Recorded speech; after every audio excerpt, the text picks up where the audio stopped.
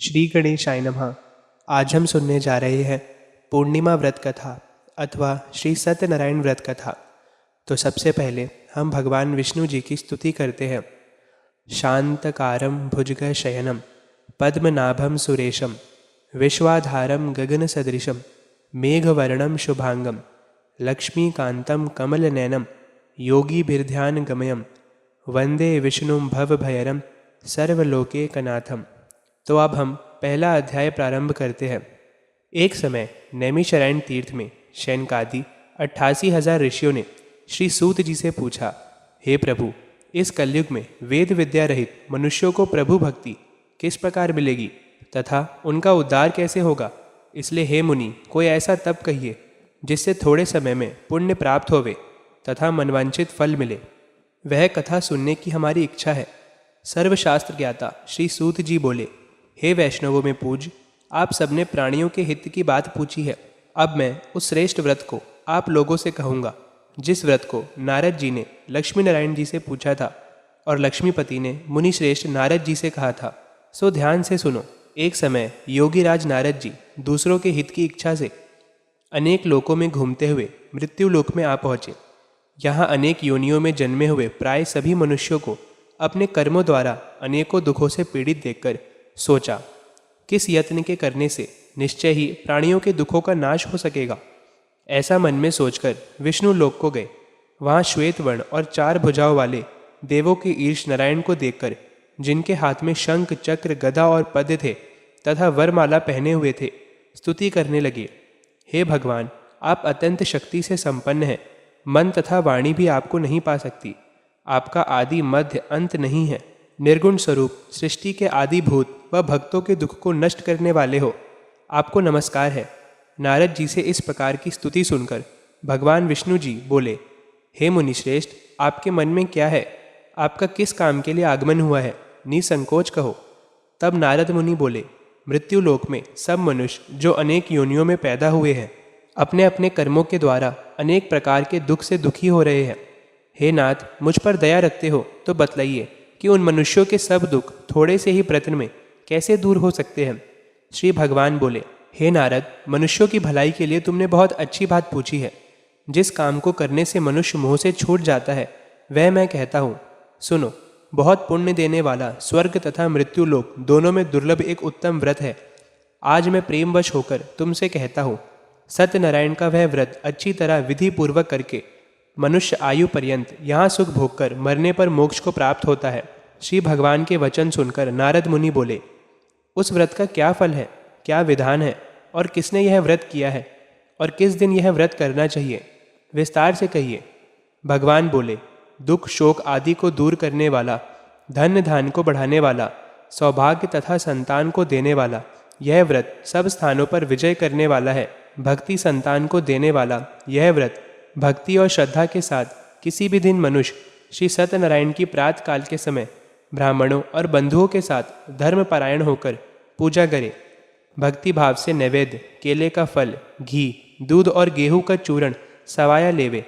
गेहूं के अभाव में साठी का चूर्ण, शक्कर तथा गुड़ ले और सब भक्षण योग्य पदार्थ जमा करा के भगवान को अर्पण कर देवे तथा बंधुओं सहित ब्राह्मणों को भोजन करावे। पश्चात स्वयं भोजन करे। नृत्य गीत आदि का आचरण कर सत्यनारायण भगवान का स्मरण करते हुए समय व्यतीत करे। इस तरह व्रत करने पर मनुष्य की इच्छा निश्चय ही पूरी हो जाती है। विशेषकर कली काल में भूमि पर यही मोक्ष का सरल उपाय है।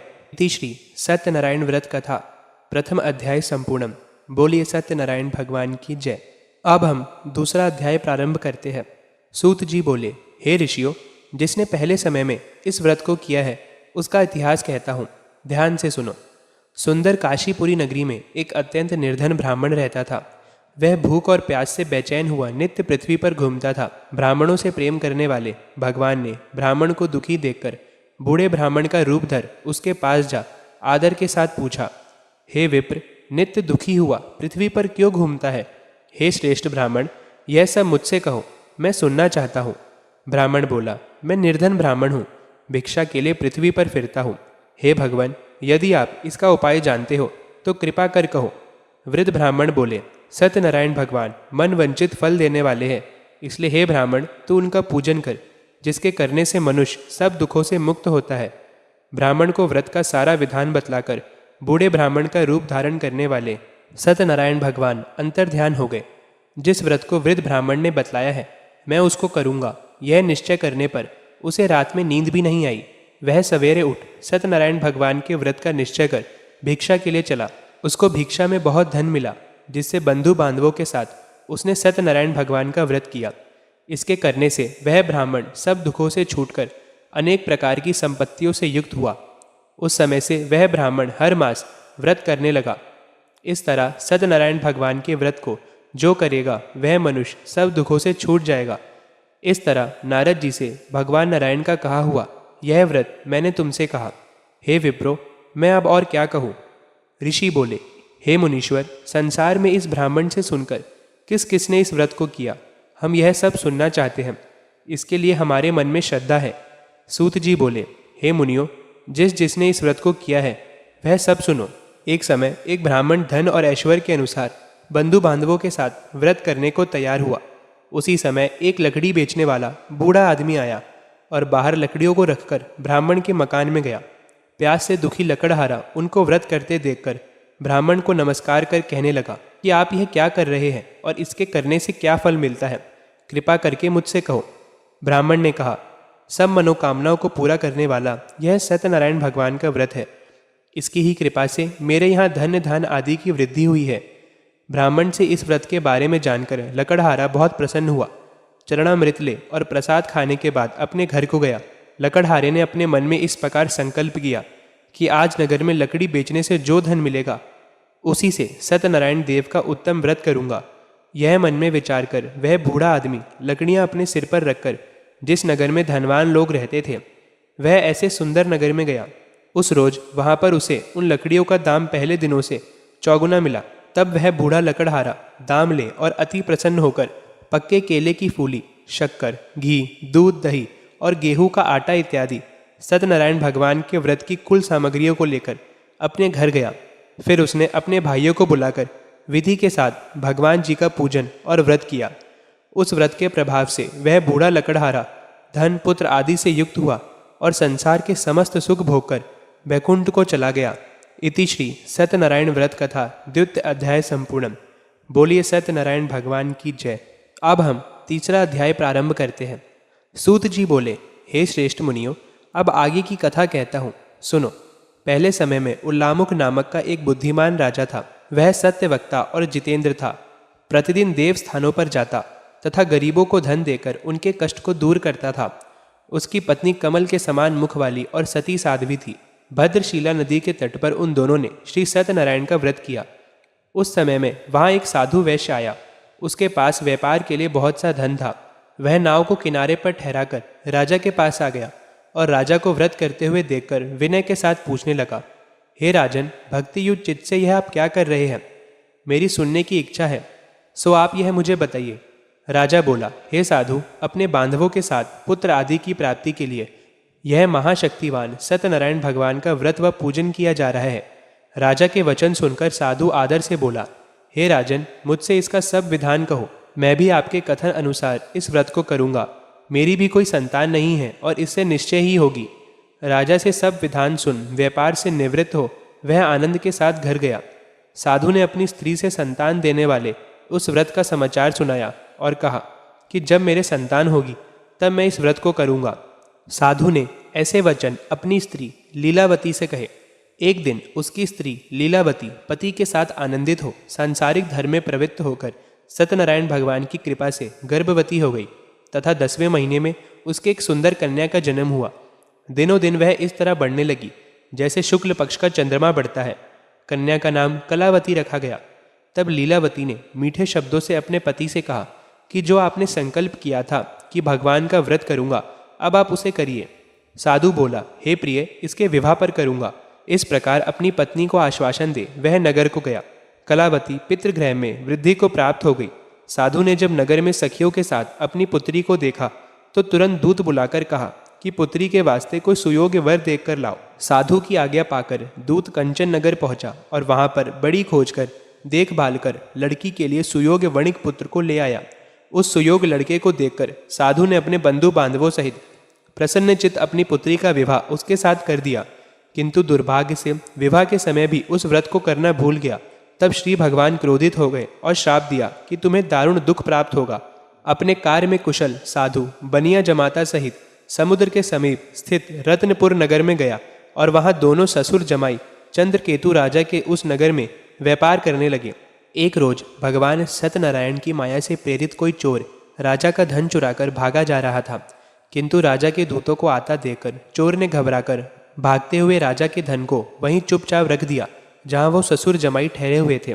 जब दूतों ने उस साधु वैश्य के पास राजा के धन को रखा देखा तो वह दोनों को बांधकर ले गए और प्रसन्नता से दौड़ते हुए राजा के समीप जाकर बोले, यह दो चोर हम पकड़कर लाए हैं, कृपया आज्ञा दे। तब राजा की आज्ञा से उनको कठोर कारावास में डाल दिया और उनका सब धन छीन लिया। सत्यनारायण भगवान के श्राप द्वारा उनकी पत्नी भी घर पर बहुत दुखी हुई और घर पर जो धन रखा था चोर चुराकर ले गए। शारीरिक व मानसिक पीड़ा तथा भूख प्यास से अति दुखित हो अन्न की चिंता में कलावती एक ब्राह्मण के घर गई। वहां उसने सत्यनारायण भगवान का व्रत होते देख फिर कथा सुनी तथा प्रसाद ग्रहण कर रात को घर आई। माता ने कलावती से कहा, हे पुत्री, अब तक कहाँ रही व तेरे मन में क्या है? कलावती बोली, हे माता, एक ब्राह्मण के घर श्री सत्यनारायण भगवान का व्रत देखा है। कन्या के वचन सुनकर लीलावती भगवान के पूजन की तैयारी करने लगी। लीलावती ने परिवार और बंधुओं सहित श्री सत्यनारायण भगवान का पूजन किया और वर मांगा कि मेरे पति और दामाद शीघ्र आ जावे। साथ ही प्रार्थना की कि हम सबका अपराध क्षमा करो। सत्यनारायण भगवान इस व्रत से संतुष्ट हो गए और राजा चंद्रकेतु को स्वप्न में दर्शन देकर कहा, हे राजन, दोनों वैश्यों को प्रात ही छोड़ दो और उनका सब धन जो तुमने ग्रहण किया है दे दो, नहीं तो मैं तेरा धन, राज्य, पुत्र आदि सब नष्ट कर दूंगा। राजा से ऐसे वचन कहकर भगवान अंतर्ध्यान हो गए। प्रातकाल राजा चंद्रकेतु ने सभा में अपना स्वप्न सुनाया। फिर दोनों वणिक पुत्रों को कैद से मुक्त कर सभा में बुलाया। दोनों ने आते ही राजा को नमस्कार किया। राजा मीठे वचनों से बोला, हे महानुभाव, भावी वर्ष ऐसा कठिन दुख प्राप्त हुआ है, अब तुम्हें कोई भय नहीं है। ऐसा कहकर राजा ने उनको नए नए वस्त्र आभूषण पहनाए तथा उनका जितना धन लिया था उससे दुगना धन देकर आदर सहित विदा किया। दोनों वैश्य अपने घर को चल दिए। इति श्री सत्यनारायण व्रत कथा तृतीय अध्याय संपूर्णम। बोलिए सत्यनारायण भगवान की जय। अब हम चौथा अध्याय प्रारंभ करते हैं। सूत जी बोले, वैश्य ने मंगलाचार करके यात्रा आरंभ की और अपने नगर को चला। उनके थोड़ी दूर निकलने पर दंडी वेशधारी सत्यनारायण ने उनसे पूछा, हे साधु, तेरी नाव में क्या है? अभिमानी वणिक हंसता हुआ बोला, हे दंडी, आप क्यों पूछते हो? क्या धन लेने की इच्छा है? मेरे नाव में तो बेल और पत्ते भरे हैं। वैश्य का कठोर वचन सुनकर भगवान ने कहा, तुम्हारा वचन सत्य हो। दंडी ऐसा कहकर वहां से दूर चले गए और कुछ दूर जाकर समुद्र के किनारे बैठ गए। दंडी के जाने पर वैश्य ने नित्य क्रिया करने के बाद नाव को ऊंची उठी देखकर अचंभा किया और नाव में बेल पत्ते आदि देखकर मूर्छित हो जमीन पर गिर पड़ा। फिर मूर्छा खोलने पर अत्यंत शोक प्रकट करने लगा। तब उसका दामाद बोला कि आप शोक न करें, यह दंडी का श्राप है, अतः उनकी शरण में चलना चाहिए, तभी हमारी मनोकामना पूरी होगी। दामाद के वचन सुनकर साधु वणिक दंडी के पास पहुंचा और अत्यंत भक्ति भाव से नमस्कार करके बोला, हे भगवान, आपकी माया से मोहित ब्रह्मा आदि भी आपके रूप को नहीं जानते, तब मैं अज्ञानी कैसे जान सकता हूँ? आप प्रसन्न होइए, मैं सामर्थ्य के अनुसार आपकी पूजा करूँगा। मेरी रक्षा करो और पहले के समान नौका में धन भर दो। उसके भक्ति युक्त वचन सुनकर भगवान प्रसन्न हो उसकी इच्छा अनुसार वर देकर अंतर्ध्यान हो गए। तब उन्होंने नाव पर आकर देखा कि नाव धन से परिपूर्ण है। फिर वह भगवान सत्यनारायण का पूजन कर साथियों सहित अपने घर को चला। जब अपने नगर के निकट पहुंचा तब दूत को घर भेजा। दूत ने साधु के घर जा उसकी स्त्री को नमस्कार कर कहा कि साधु अपने दामाद सहित इस नगर के समीप आ गए हैं। ऐसा वचन सुन साधु की स्त्री ने बड़े हर्ष के साथ सत्यदेव का पूजन कर पुत्री से कहा, मैं अपने पति के दर्शन को जाती हूँ, तू कार्य पूर्ण कर शीघ्र आना। माता के ऐसे वचन सुनकर कलावती प्रसाद छोड़कर पति के पास गई। प्रसाद की अवज्ञा के कारण सत्यदेव ने रुष्ट हो उसके पति को नाव सहित पानी में डुबो दिया। कलावती अपने पति को ना देखकर रोती हुई जमीन पर गिर गई। इस तरह नौका को डूबा हुआ तथा कन्या को रोता देख साधु दुखित हो बोला, हे प्रभु, मुझसे या मेरे परिवार से जो भूल हुई हो उसे क्षमा करो। उसके दीन वचन सुनकर सत्यदेव प्रसन्न हो गए और आकाशवाणी हुई, हे साधु, तेरी कन्या मेरे प्रसाद को छोड़कर आई है, इसलिए उसका पति अदृश्य हुआ है। यदि वह घर जाकर प्रसाद खाकर लौटे तो इसे पति अवश्य मिलेगा। ऐसी आकाशवाणी सुनकर कलावती ने घर पहुंचकर प्रसाद खाया, फिर आकर पति के दर्शन किए। तत्पश्चात साधु ने बंधु बांधवों सहित सत्यदेव का विधि पूर्वक पूजन किया। उस दिन से वह प्रत्येक पूर्णिमा को सत्यनारायण भगवान का पूजन एवं कथा करने लगा। फिर इस लोक का सुख भोगकर अंत में स्वर्ग लोक को गया। इति श्री सत्यनारायण व्रत कथा चतुर्थ अध्याय संपूर्णम। बोलिए सत्यनारायण भगवान की जय। अब हम 5वां अध्याय प्रारंभ करते हैं। सूत जी बोले, हे ऋषियों, मैं और भी कथा कहता हूँ, सुनो। प्रजा पालन में लीन तुंगध्वज नाम का एक राजा था। उसने भी भगवान का प्रसाद त्याग कर बहुत दुख पाया। एक समय वन में जाकर वन पशुओं को मारकर बड़ के नीचे आया। वहां उसने ग्वालों को भक्ति भाव से बांधवों सहित सत्यनारायण जी का पूजन करते देखा। राजा देखकर भी अभिमानवश वहां नहीं गया और न नमस्कार ही किया। जब ग्वालों ने भगवान का प्रसाद उसके सामने रखा तो वह प्रसाद को त्याग कर अपनी सुंदर नगरी को चला। वहीं उसने अपना सब कुछ नष्ट पाया तो वह जान गया कि यह सब भगवान ने किया है। तब वह विश्वास कर ग्वालों के समीप गया और विधि पूर्वक पूजन का प्रसाद खाया तो सत्यदेव की कृपा से पहले जैसा था वैसा ही हो गया। फिर दीर्घ काल तक सुख भोग कर मरने पर स्वर्ग लोक को गया। जो मनुष्य इस परम दुर्लभ व्रत को करेगा, भगवान की कृपा से उसे धन्य धान की प्राप्ति होती है तथा सब मनोरथ पूर्ण होकर अंत में बैकुंठ धाम को जाता है। जिन्होंने पहले इस व्रत को किया, अब उनके दूसरे जन्म की कथा कहता हूँ। वृद्ध शतानंद ब्राह्मण ने सुदामा का जन्म लेकर मोक्ष को पाया। उल्लामुख नाम का राजा दशरथ जी होकर बैकुंठ को प्राप्त हुआ। साधु नाम के वैश्य ने मोरध्वज बनकर अपने पुत्र को आरे से चीरकर मोक्ष को प्राप्त किया। महाराज तुंगध्वज ने स्वयंभू होकर भगवान में भक्ति युक्त कर्म कर मोक्ष प्राप्त किया। इति श्री सत्यनारायण व्रत कथायम संपूर्णम। बोलिए सत्यनारायण भगवान की जय।